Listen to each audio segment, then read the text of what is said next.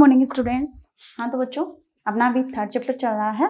Third chapter है आपका वन्य समाज और औपनिवेशिक काल, उसका लेक्चर 6 जो आज हम देखने वाले हैं। ठीक है, तो लेक्चर 6 में अपन जो है बेटा वो देखने वाले हैं कि वन्य विद्रोह है। वन्य विद्रोह की अपन जो है चर्चा करेंगे कि किस तरह से जो है वन में विद्रोह हुआ। अब वन में विद्रोह के कारण तो आपको समझ में आ गए होंगे कि किस तरह से जो है वन में विद्रोह हुआ। पहली चीज ये थी कि भारतीय वन अधिनियम लागू हुआ था। ठीक है, वन अधिनियम लागू होने के बाद में उसमें चेंजेस हुए, संशोधन हुआ। संशोधन में आरक्षित, संरक्षित और ग्रामीण वन जो है वो रखे गए। लोगों के शिकार पर प्रतिबंध लगाया गया। लोगों को जो है जो वो शिफ्टिंग कल्टीवेशन कर रहे थे, मतलब झूम या घुमंतु कृषि जो वो कर रहे थे, ठीक है, उसके ऊपर प्रतिबंध लगाया गया। ठीक है, झूम और घुमंतु कृषि पर बैन लगा दिया गया था, आपको ध्यान है। इसके बाद में जो लोग शिकार करके अपना जीवन व्यापन कर रहे थे तो शिकार पर भी क्या लगा दिया गया था, प्रतिबंध लगा दिया गया था। ठीक है, ये चीज आप अच्छे से जानते हो। इसके बाद में फिर क्या हुआ, ये सब होने के बाद में भी जब वो लोग व्यापार करने लगे, जो वन्य उत्पाद थे उनका जब व्यापार करने लगे तो व्यापार की परमिशन भी ब्रिटिश सरकार ने किसे दी, यूरोपियन जो व्यापारी थे उनको परमिशन दी। लेकिन यहाँ के जो लोकल रहने वाले लोग थे उनको मतलब अपने पशुओं को चराने और उनका शिकार करने पर भी क्या लगा दिया, प्रतिबंध लगा दिया था। मतलब यहाँ के लोगों का जो जीवन व्यापन था वो बहुत ज्यादा क्या हो गया था, मुश्किल हो गया था। ठीक है, इसके बाद में फिर क्या हुआ कि लोग जो ब्रिटिश गवर्नमेंट थी, ब्रिटिश जो सरकार थी उसके द्वारा बनाई हुई जो फैक्ट्री थी, खाने थी, ठीक है, और जो बागान थे उनमें काम करने के लिए मजबूर हो चुके थे। वो उनमें काम कर रहे थे लेकिन वहां पे उन्हें मजदूरी भी कम मिल रही थी और उनकी जो कार्य परिस्थितियां थी वो भी क्या थी, बहुत ज्यादा खराब थी। ये अपन ने देख लिया था, उनसे काम बहुत ज्यादा करवाया जा रहा था जबकि उन्हें जो है कार्य की जो मजदूरी मिलने वाली थी वो क्या मिल रही थी, बहुत कम मिल रही थी। तो ये दोनों चीजें अपन ने देख ली थी बेटा। अब हम जो देखेंगे वो देखेंगे कि वन में विद्रोह क्यों हुआ, क्या इसकी वजह थी कि यहाँ पे जो है वो विद्रोह हुआ था। ठीक है, तो देखो बेटा इसमें क्या हुआ, हिंदुस्तान और दुनिया भर में वन समुदायों ने अपने ऊपर थोपे गए बदलावों के खिलाफ बगावत की। हिंदुस्तान और दुनिया भर में जितने भी जो वन समुदायों ने अपने ऊपर थोपे गए जो बदलाव थे उनके खिलाफ क्या कर दी, बगावत कर दी। आपको मैंने बता दिया कि बदलाव कौन कौन से थे। उनके शिकार पर प्रतिबंध लगाया गया, उनकी जो झूमिंग कृषि थी उसके ऊपर प्रतिबंध लगाया गया, जब वो व्यापार करने लगे वन्य उत्पादों का तो व्यापार पर भी प्रतिबंध लगाया गया। इसके बाद में उन्हें जो है जो सरकार के अंडर में जितनी भी फैक्ट्रियां बनी हुई थी, खदानें बनी हुई थी, ठीक है, और जो बागान बने हुए थे उनमें काम करने के लिए वो मजबूर हुए, लेकिन वहां पे काम करते हुए भी उन्हें अच्छी मजदूरी नहीं मिल रही थी जबकि उनसे काम ज्यादा करवाया जा रहा था। तो ये सारी परिस्थितियां उनकी बदलाव की परिस्थितियां थी। ठीक है, तो इसके खिलाफ उन्होंने क्या कर दी, फिर बगावत कर दी। ठीक है, तो बगावत में देखो क्या हुआ, संथाल परगना में सिद्धू और कानू ये दो लीडर हैं। ठीक है, तो देखेंगे अपन वन विद्रोह है।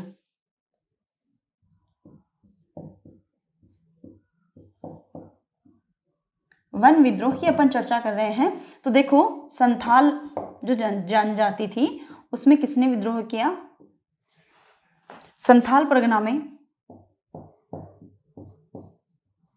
साधु व कानू, सीधू व कानू, ये दो क्या है बेटा, यहाँ पे इन्होंने विद्रोह किया था। सिद्धू और कानू ने नेतृत्व करता है ये। ठीक है, इसके बाद में बिरसा मुंडा जो कि छोटा नागपुर के पठार से था।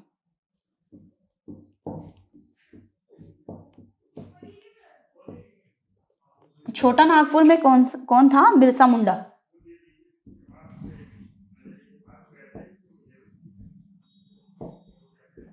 ठीक है बेटा, इसके बाद में देखो आप अल्लूरी सीताराम राजू जो कि कहां से थे, आंध्र प्रदेश से थे।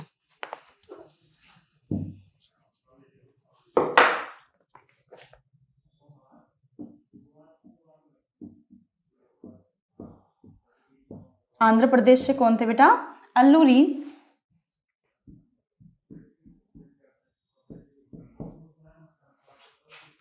अल्लूरी सीताराम राजू।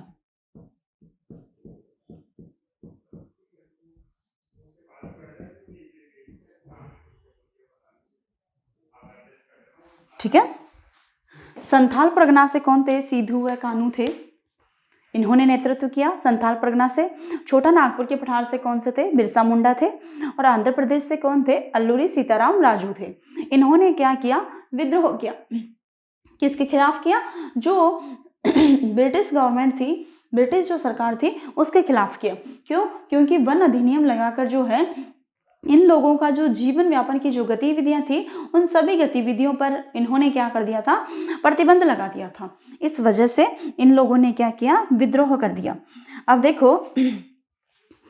देखो अल्लूरी सीताराम राजू को लोकगीतों और कथाओं में अंग्रेजों के खिलाफ उभरे आंदोलनों के नायक के रूप में आज भी याद किया जाता है। मतलब इन लोगों ने क्या किया था? आंदोलन किया था। हम बस्तर रियासत में 1910 में हुए ऐसे ही एक विद्रोह का विस्तार से अध्ययन करेंगे।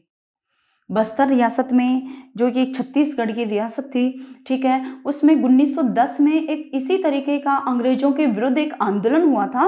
उस आंदोलन को जो है अपन विस्तार से पढ़ेंगे। तो देखो बेटा, बस्तर की बात कर रहे हैं, बस्तर छत्तीसगढ़ में है। ठीक है, अब हम चर्चा करेंगे इसकी।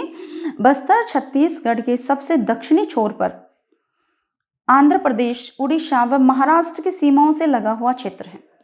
बस्तर विद्रोह की अपन बात करें तो बस्तर क्या है? छत्तीसगढ़ का सबसे दक्षिणी छोर है। कौन सा छोर है? सबसे दक्षिणी छोर है, जो कि आंध्र प्रदेश, उड़ीसा और महाराष्ट्र की सीमाओं से लगा हुआ है। ठीक है, तो देखो इसमें बस्तर का केंद्रीय भाग क्या है? पठारी है।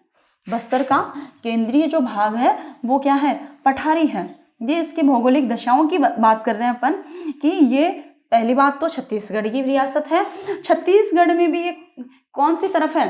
दक्षिण दिशा में है। दक्षिण में आंध्र प्रदेश, मद्रास, महाराष्ट्र की सीमाएं जो है इससे क्या है? सटी हुई हैं। इसके बाद देखो इसका जो केंद्रीय भाग है वो कौन सा है? पठारी है। इस पठार के ऊपर में उत्तर में छत्तीसगढ़ का मैदान और दक्षिण में गोदावरी का मैदान है।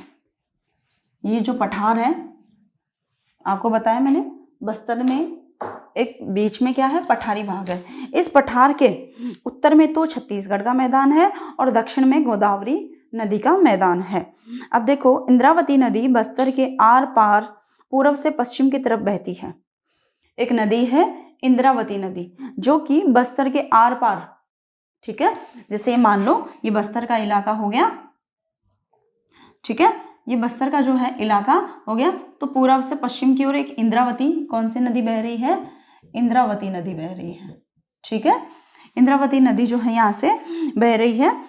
बस्तर में मारिया और मुरिया व मुरिया, गोंड, धुरवा, भत्रा, हलवा आदि अनेक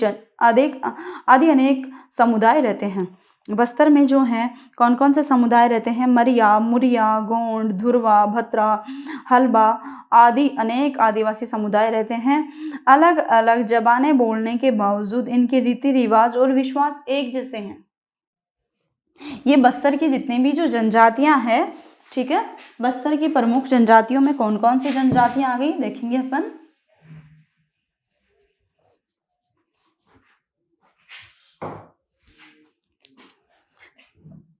बस्तर की प्रमुख जनजातियां,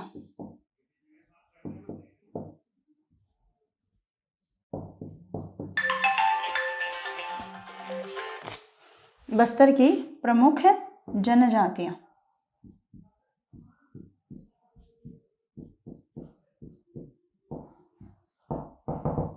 ठीक है, तो कौन कौन सी है देखो। मरिया, मुरिया, गौंड, धुरवा,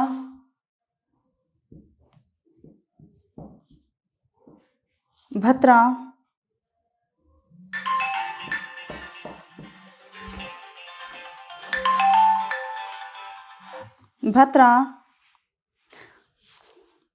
हलबा आदि जो हैं अनेक आदिवासी समुदाय इसमें रहते थे। ठीक है।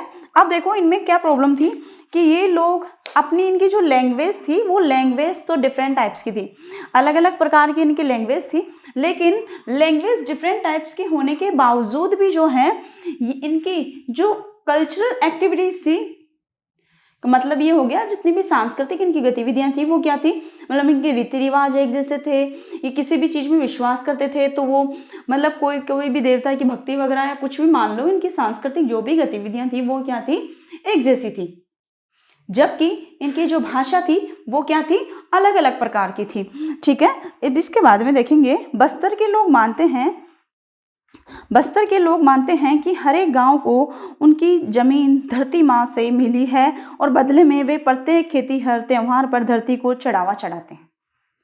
बस्तर के जो लोग थे वो ये मानते थे कि उन लोगों को ये जो जमीन मिली है वो धरती माँ की है। बस्तर के लोगों का ये विश्वास था कि ये जो हमें जो जमीन मिली है वो धरती माँ की देन है। ठीक है। अब धरती माँ की देन है तो हम क्या करते हैं कि प्रत्येक वर्ष जो भी चीजें हम धरती से उत्पादित करते हैं वो धरती माँ को चढ़ावा दे देते हैं। ठीक है, मतलब धरती माँ को भोग लगा देते हैं। ठीक है। धरती के अलावा वे नदी, जंगल व पहाड़ों की आत्मा को भी उतना ही मानते हैं। धरती के अलावा वो नदी, जंगल व पहाड़ों की आत्मा को भी उतना ही मानते हैं कि इन सब में भी क्या है, जीव है। ठीक है। और ये हमें क्या दे रहे हैं, संरक्षण दे रहे हैं, हम इनको संरक्षण दे रहे हैं। चूंकि हर गांव को अपनी चौहद्दी पता होती है, इसलिए ये लोग इन सीमाओं के भीतर समस्त प्राकृतिक संपदाओं की देखभाल करते हैं। हर गांव को अपनी चौहद्दी का मतलब ये होता है कि प्रत्येक गांव को अपनी पूरी संपूर्ण सीमाओं के बारे में ध्यान होता है। प्रत्येक गांव जो है अपनी सीमा, मतलब अपनी गांव की जो चौखट होती है, जो सीमा होती है, उसके भीतर जितने भी प्राकृतिक संसाधन हैं उनका वो क्या करेंगे, संरक्षण करेंगे। ऐसा सभी ने क्या कर रखा था, फिक्स कर रखा था। ठीक है। इसके बाद में देखो, यदि एक गांव के लोग दूसरे गांव के जंगल से थोड़ी लकड़ी लेना चाहते हैं तो इसके बदले में वे छोटा शुल्क अदा करते हैं, जिसे देवसारी, दान या मान कहा जाता है। देखो यही आपसे पूछ ले कि देवसारी,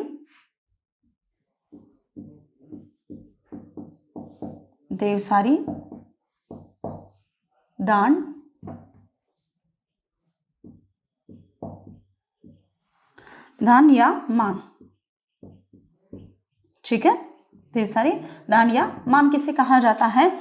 यदि एक गांव के लोग दूसरे गांव से लकड़ी लेते हैं तो उन्हें शुल्क अदा करना होता है। एक गांव के लोग दूसरे गांव के लोगों से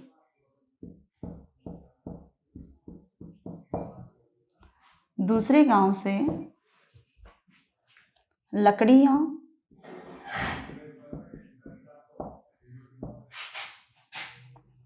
लेते हैं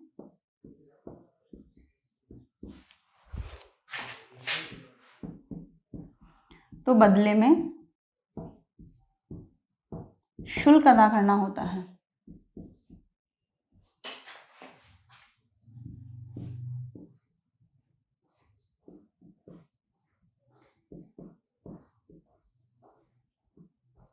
ठीक है। वो शुल्क क्या कहलाता है? देवसारी, दान या मान। वो शुल्क क्या कहलाता है? देवसारी, दान या मान कहलाता है। ठीक है। इसमें देखो ऐसा था कि बस्तर के जो लोग थे, बस्तर रियासत के जो लोग थे, वो अपने अपने गांवों की प्राकृतिक सीमाएं उन्होंने बना रखी थी। ठीक है। प्राकृतिक सीमाएं बनाने का मतलब ये था जिस गांव में जितने प्राकृतिक संसाधन हैं वो उनका संरक्षण करते थे लोग। ठीक है। यदि एक गांव के लोग दूसरे गांव से कोई भी सामान लेना चाहते थे, तो जैसे कोई भी प्राकृतिक संसाधन मान लो, जैसे लकड़ी हुई, ईंधन के लिए और भी कुछ है। ठीक है। तो उन सब चीजों के लिए उन्हें एक शुल्क अदा करना पड़ता था। ठीक है। तो वो शुल्क जो था वो देवसारी, दान या मान कहलाता था। ठीक है। अब देखो इसके बाद में फिर क्या हुआ, कुछ गांव अपने जंगलों की हिफाजत के लिए चौकीदार रखते थे, जिन्हें वेतन के रूप में हर घर से थोड़ा थोड़ा अनाज दिया जाता था। जो कुछ गांव थे वो अपने जंगल की हिफाजत के लिए, चौकीदारी के लिए क्या रखते थे, एक चौकीदार रखते थे। ठीक है। और उसे वेतन क्या दिया जाता था कि वो उस गांव के प्रत्येक घर से थोड़ा थोड़ा अनाज जो है वो ले लेता था। ठीक है, उसका कोई वेतन वैसे फिक्स नहीं था, बस यही फिक्स था कि प्रत्येक घर से, गांव के प्रत्येक घर से वो थोड़ा थोड़ा अनाज वेतन के रूप में ले लेता था। ठीक है, कौन? चौकीदार किस लिए रखते थे? गांव के जो लोग थे वो अपने मतलब प्राकृतिक संसाधनों की हिफाजत के लिए रखते थे। ठीक है, अब इसके बाद देखो, हर वर्ष एक बड़ी सभा का आयोजन होता है जहां परगना क्या होता है? गांव का समूह होता है कि एक परगने के गांव के मुखिया जुटते हैं और जंगल सहित तमाम दूसरे अहम मुद्दों पर क्या करते थे? चर्चा करते थे। प्रत्येक वर्ष एक बड़ी महासभा होती थी और उस महासभा में गांव के जो समूह है या बड़े बड़े जो परगने थे उनके मुखिया एकत्रित होते थे और वहां बैठकर वो जंगल से संबंधित जितने भी मुद्दे होते थे उन सब पर वो क्या करते थे? चर्चा करते थे, बात करते थे। इसके बाद में देखो, ये तो आपको समझ में आ गया बस्तर का। तो अब देखो लोगों में किस तरह से जो भय था वो देखते हैं अपन। औपनिवेशिक सरकार ने 1905 में जब जंगल को 2/3 हिस्सों को आरक्षित करने व घुमंतु खेती को रोकने और शिकार व अन्य उत्पादों के संग्रह पर पाबंदी लगाने जैसे प्रस्ताव रखे तो बस्तर के लोग बहुत परेशान हो गए। अब आपको मैंने बताया था कि जब अधिनियम आया था, वैसे तो अधिनियम में संशोधन 1878 में ही हो चुका था। ठीक है, अब इसको लागू करने में जैसे 1905 में उन्होंने क्या कर दी, जो घुमंतु कृषि थी, पहले तो जंगलों के 2/3 हिस्से को आरक्षित रखा। आरक्षित वे वन क्षेत्र थे जहां पे ग्रामीण व अन्य लोग लकड़ियां या अपने पशुओं को चराने की वहां पे किसी को कोई परमिशन नहीं थी। तो 2/3 हिस्से तो किस में रख दिए उन्होंने? आरक्षित वनों में रख दिए। घुमंतु कृषि पर भी उन्होंने रोक लगा दी। साथ में ही जो वनों से उत्पादित होने वाले जो वस्तुएं थी उनके संग्रह पर भी क्या लगा दी थी? रोक लगा दी थी। इस वजह से लोग क्या हो गए? बहुत ज्यादा क्या हो गए थे? परेशान हो गए थे। तो देखो इसके बाद में क्या हुआ, कुछ गांवों को आरक्षित वनों में इस शर्त पर रहने दिया कि वे वन विभाग के लिए पेड़ों की कटाई और ढुलाई का काम मुफ्त करेंगे और जंगलों को आग से बचाए रखेंगे। देखो मतलब आरक्षित वनों में रहने वाले जितने भी गांव थे उन गांवों को खाली करवा दिया गया। पहली चीज, यदि किसी गांव को रहने दिया तो वो इस आधार पर रहने दिया कि वो लोग सरकार के लिए काम करते थे। जैसे पेड़ों को काटना, आपको मैंने बताया था पेड़ किस काम में आ रहे थे? जहाज बनाने के, और रेलवे में ईंधन, प्लस रेलवे लाइनों के लिए स्लीपर बनाते थे। ये चीज आपको ध्यान में होगी। ठीक है, लकड़ियां किस काम में आ रही थी ब्रिटिश गवर्नमेंट के? एक तो जहाज बनाने के लिए कि ब्रिटिशर्स जो नौसेना थी उसे जहाज की आवश्यकता थी, तो जहाजों की आवश्यकता के लिए मजबूत लकड़ी की आवश्यकता थी। ठीक है, तो अब जो लोग थे वो जंगलों में इस वजह से रहने दिए जा रहे थे कि वो ब्रिटिश सरकार के लिए मुफ्त में काम करेंगे, मतलब उन्हें कोई वेतन नहीं मिलेगा, मतलब रहने का भी अब उन्हें क्या देना पड़ रहा था? मुफ्त में मजदूरी देनी पड़ रही थी। ठीक है, मतलब वो वहां पे इस कंडीशन पे रह सकते थे कि वो सरकार के लिए काम करेंगे, पेड़ों की कटाई भी करेंगे। ढुलाई का मतलब ये था कि मतलब जैसे ट्रक आ गया तो ट्रक में उनको चढ़ाने का काम भी करेंगे। ठीक है, तो वो सब काम वो किस में करेंगे? फ्री में करेंगे, उनसे कोई वेतन नहीं लेंगे।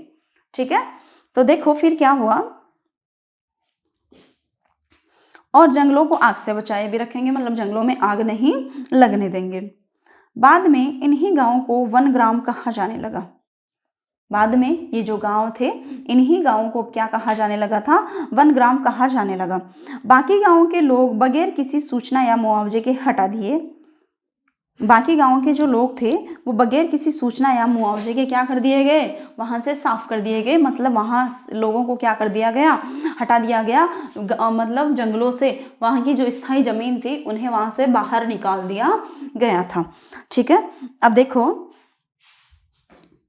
काफी समय से गांव वाले जमीन के बढ़े हुए लगान तथा औपनिवेशिक अफसर के हाथों बेगार व चीजों की निरंतर मांग से त्रस्त थे।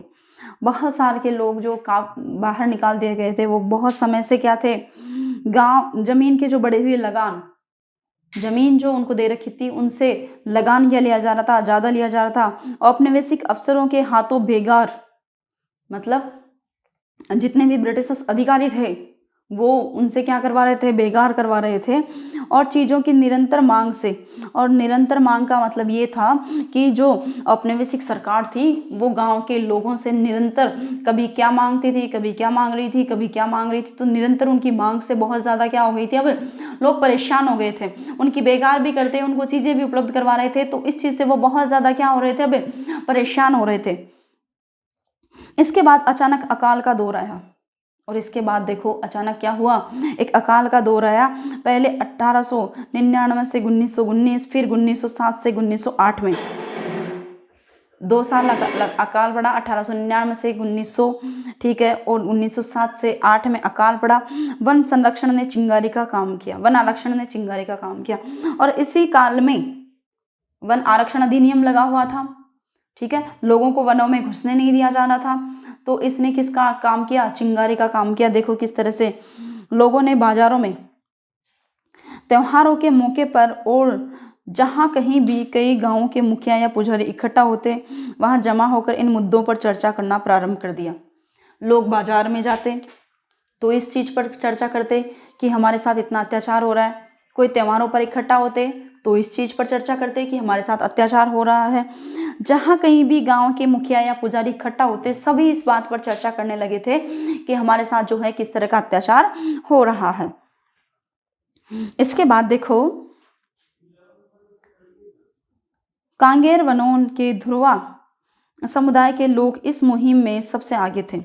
कांगेर वनों के जो ध्रुवा समुदाय, अभी आपको मैंने बताया था ध्रुवा, ये रहा, ठीक है, गोंड, ध्रुवा, भत्रा, ठीक है, हलबा आदि बहुत सारी की जनजातियां थी।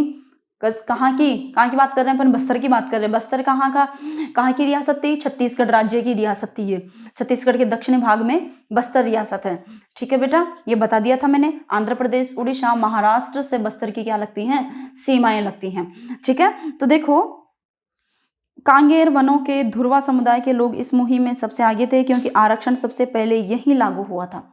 क्योंकि आरक्षण का नियम सबसे पहले कहाँ लागू हुआ था, कांगेर में लागू हुआ था। और वहां पे कौन सी जनजाति रह रही थी, ध्रुवा जनजाति रह रही थी, ठीक है बेटा। अब देखोगे हालांकि कोई एक व्यक्ति इनका नेता नहीं था, बहुत सारे लोग नेथानार गांव के गुंडाधूर को इस आंदोलन के लिए अहम शख्सियत मानते थे। अब देखो इस चीज़ के लिए कोई पर्टिकुलर कोई भी नेता नहीं था, ठीक है, मतलब कोई भी अलग से कोई नेता नहीं था। सभी बहुत सारे के लोग जो नेथानार गांव के गुंडाधूर को इस आंदोलन की एक अहम शख्सियत मानते थे। मतलब फिर भी नेथानार गांव के जो लोग थे, एक व्यक्ति का नाम था गुंडाधूर, ठीक है, उसको क्या मानते थे, इस आंदोलन में एक अहम शख्सियत जो है उसको मानते थे। उसके बाद देखो 1910 में आम की टहनियाँ, मिट्टी के ढेले, मिर्च और तीर गांव चक्कर काटने लगे। 1910 में आम की टहनियाँ, मिट्टी के ढेले, मिर्च और तीर गांव चक्कर काटने लगे। ये गांव में अंग्रेजों के खिलाफ बगावत का संदेश था। ये गांव में अंग्रेजों के खिलाफ क्या था, एक बगावत का संदेश था। मतलब लोग आम की टहनियाँ, मिट्टी के ढेले, मिर्च और तीर लेकर गांव चक्कर काट रहे थे। तो ये सब चीज़ें किस चीज़ की ओर संकेत कर रही थी कि हमें अब अंग्रेजों के खिलाफ क्या करनी है, बगावत करनी है, ठीक है। ये इनका क्या था, संकेत था, इनके प्रतीक चिन्ह थे। अब देखो हर एक गांव ने इस बगावत के खर्चे में कुछ ना कुछ मदद की। प्रत्येक गांव ने जो है इस बगावत के खर्चे में कुछ ना कुछ मदद की। देखो बाजार लूटे गए, अफसरों और व्यापारियों के घर, स्कूल और पुलिस थानों को लूटा व जलाया गया, अनाज का पुनर्वितरण किया गया। अब बगावत में देखो फिर क्या क्या हुआ कि बाजार जो थे, बाजारों में आपको पता है यूरोपीय अधिकारियों को बाजार की सारा नियंत्रण दे दिया था, यूरोपीय जो व्यापारी थे उनको। तो वहां के बाजार लूट लिए गए। अंग्रेज जो अधिकारी थे उनके स्कूल, उनके पुलिस थाने वगैरह, उनमें क्या लगा दी गई, आग लगा दी गई और उनको लूट लिया गया। और जो मतलब अनाज था, जहाँ जो भी वहाँ से अनाज मिला उसका पुनर्वितरण कर दिया गया, सभी में बराबर जो है वो बांट दिया गया। जिन पर हमले हुए उनमें से ज़्यादातर लोग औपनिवेशिक राज्य और इसके दमनकारी कानून में किसी न किसी तरह जुड़े थे। जिन जिन लोगों पर भी ये जो मतलब अत्याचार हुए, ठीक है, वो लोग किससे जुड़े हुए थे, औपनिवेशिक राज्य से जुड़े हुए थे, ठीक है, और किसी न किसी तरह से जैसे औपनिवेशिकों की जो दमनकारी नीति थी उससे भी जुड़े हुए थे। मतलब ज्यादातर अंग्रेजों पर हुए, और अंग्रेजों के अलावा यदि कोई भारतीय था तो किस भारतीय पर हुआ, जो कि अंग्रेजों की इस दमनकारी नीति से जुड़ा हुआ था, उसी पर हमले हुए थे। अब देखो इसके बाद में क्या हुआ। इन घटनाओं में एक चश्मदीद गवाह मिशनरी विलियम वॉर्ड ने लिखा। ये जो घटनाएं हो रही थी उसका एक चश्मदीद गवाह थे, ठीक है, और कौन थे, मिशनरी विलियम वॉर्ड। इन्होंने क्या लिखा देखो, पुलिस वालों, व्यापारियों, जंगल के अर्धदलियों, स्कूल मास्टरों और प्रवासियों का हुजूम चारों तरफ से जगदलपुर में चला आ रहा था। पुलिस वालों का, व्यापारियों का और जंगल के जो अर्धदलीय थे, स्कूल मास्टर और प्रवासियों का हुजूम, प्रवासी कौन, ब्रिटिशर्स, हुजूम चारों तरफ से जगदलपुर में चला आ रहा था। अंग्रेजों ने बगावत को कुचल देने के लिए सैनिक भेजे।